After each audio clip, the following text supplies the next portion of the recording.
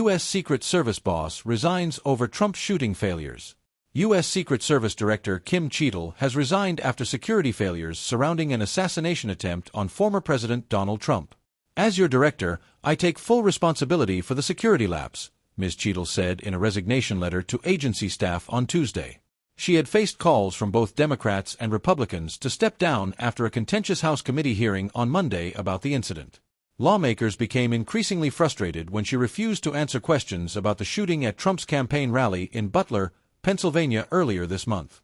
In her resignation letter, Ms. Cheadle said she had always put the needs of the agency first, and it was with a heavy heart that she made her decision. "The scrutiny over the last week has been intense and will continue to remain as our operational tempo increases," she said. "I do not want my calls for resignation to be a distraction from the great work each and every one of you do towards our vital mission." President Joe Biden said in a statement that he was grateful for her decades of public service. "The independent review to get to the bottom of what happened on July 13 continues, and I look forward to assessing its conclusions. We all know what happened that day can never happen again," he said. Mr. Biden said he would appoint a new director soon. For now, Secretary of Homeland Security Alejandro Mayorkas has appointed Ronald Rowe as acting director of the agency. Mr. Rowe, a 24-year Secret Service veteran, has held the position of deputy director since April 2023. The president appointed Ms. Cheadle to head the Secret Service, which oversees the protection of current and former presidents and other officials, in 2022. She had previously served 27 years at the agency in various roles. During her time as an agent, Ms. Cheadle was involved in evacuating then Vice President Dick Cheney from the White House during the September 11, 2001 attacks. She later went on to become supervisor of Mr. Biden's protective detail when he was vice president, before she became the Deputy Assistant Director of Protective Operations. But her leadership came under question after the shooting at Trump's July 13 rally, where a bullet grazed the former president's ear. The attack left one audience member dead and 2 others badly wounded. Lawmakers questioned Ms. Cheadle about security preparations ahead of the campaign rally during the tense 6-hour House Oversight Committee hearing.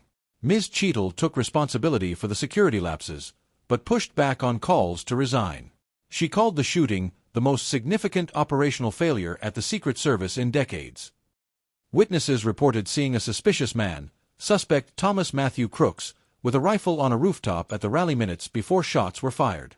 Crooks was killed by a counter-sniper shortly after. Security and law enforcement officers from a number of different agencies were present at the rally. During her testimony, Ms. Cheadle didn't offer lawmakers any new information on how Crooks was able to access the roof where he was perched and why Trump was allowed to take the stage.